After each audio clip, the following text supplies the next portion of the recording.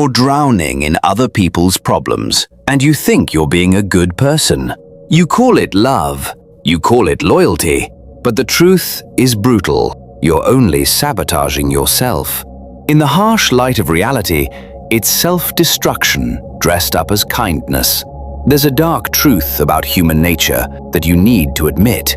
Not everyone can be saved. More importantly, not everyone wants to be saved. There are those out there who aren't looking for help. They want to drag you down with them. If you reach out, they'll pull you into their mess, while you sink deeper and deeper. You know who I'm talking about. The friend who's always in crisis. The partner who sucks the life out of you. The family member who takes and takes, leaving you with nothing but exhaustion and resentment. You try to fix them. You think if you love them enough, they'll change. But guess what? They won't. Nicholas Machiavelli warned us when he wrote that trying to be good in a world full of bad will only lead to your own ruin. Compassion without limits is a weakness, and those who are dysfunctional will exploit that weakness until you're nothing but a shell of your former self. Today, we're going to remove this toxic kindness from your life. We're going to look at 6 types of people you should never try to save.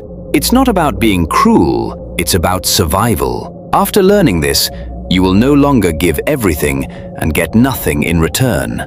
Pay attention, this lesson matters, and once you see these people for who they really are, you will be done with them for good. Before we dive into those 6 types, you need to understand why you always fall into the savior trap. Why do you rush in to rescue others, even when it's clear they're the ones who set the fire? Society has trained you to think your worth is tied to how much you suffer for others. Saying no feels like betrayal to you, but Machiavelli would tell you that's a death sentence. Energy, time, and power are limited resources, and when you pour them into people who only take, you're not being generous, you're slowly bankrupting yourself. Think of your life like a phone battery. You wake up with 100%. Every conversation, every favor, every emotional burden drains you. Now imagine some people in your life constantly running apps in the background, draining you without you even noticing. They never close, never pause, never give anything back. By midday, you're already at 20%. By evening, you're dead. And here's the brutal part. The more you try to keep everyone else powered up, the faster you shut down. You don't have unlimited charge, so you can't keep handing out yourself to people who refuse to recharge themselves. At some point, you have to go into low power mode. You have to decide what deserves your energy and what doesn't.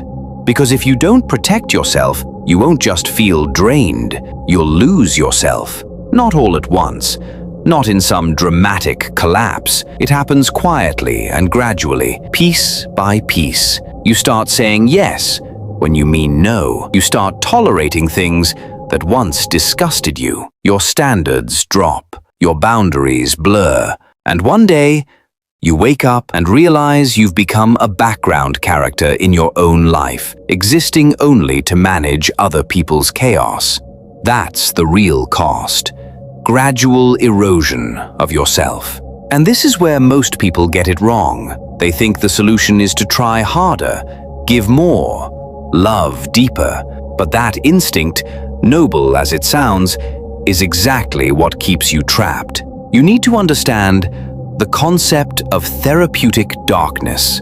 It's a brutal idea, but a necessary one. Sometimes, the kindest thing you can do is step back and let people face the full weight of their decisions and actions.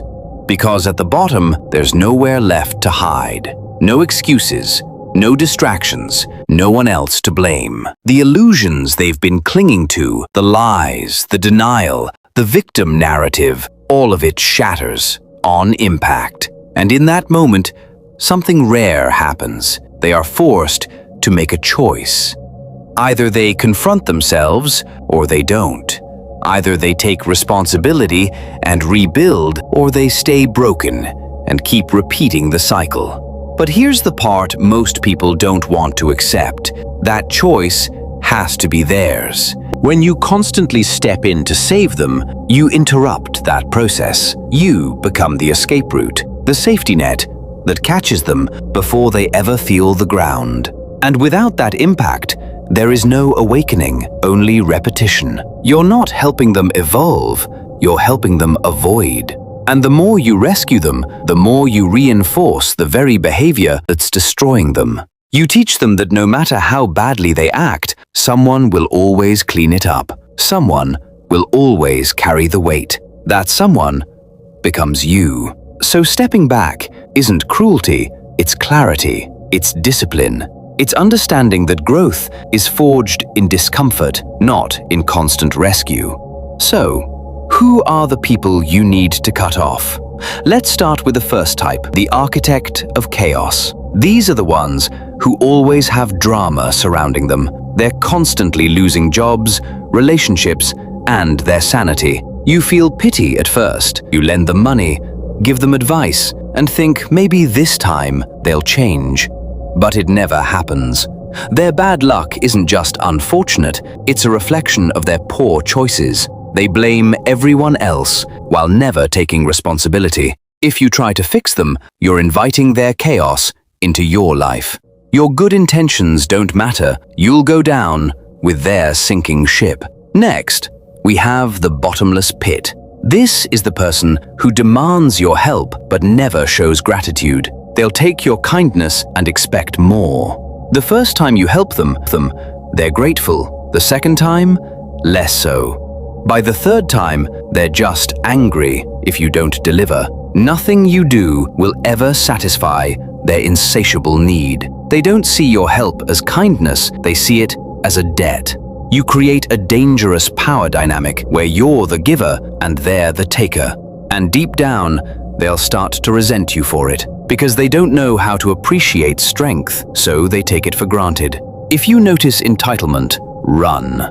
Now let's talk about the smiling saboteur. This person often hides behind a friendly face. They're someone close to you, perhaps a longtime friend. They're not out to attack you openly. Instead, they want to drag you down.